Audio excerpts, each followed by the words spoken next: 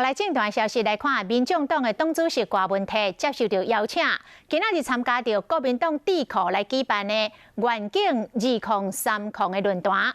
第一届甲国民党的党主席江启臣来同台，嘛引发到外界南北合作的联想。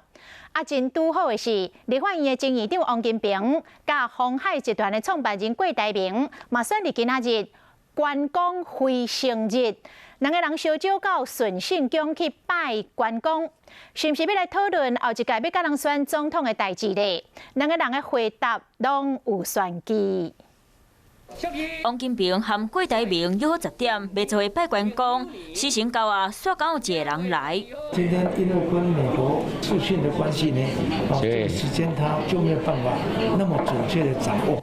20分钟过，过党的来呀，进前两个人做伙来拜拜，是顶拜国民党总统初选，这摆阁约好做伙拜，敢讲个人暗算要选总统。郭董2024有可能再出马吗？你要问院长吗？我不知道。那院长有意吗？那是什么时代？这话敢是咧讲国家代代拢有才情的人。蓝白合会不会是一个契机啊？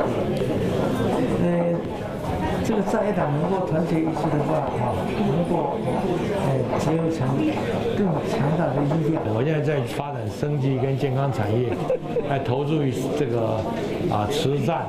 江启臣和郭文泰见面，郭台铭和王金平嘛相约，佮讲出现场邀请媒体做伙来。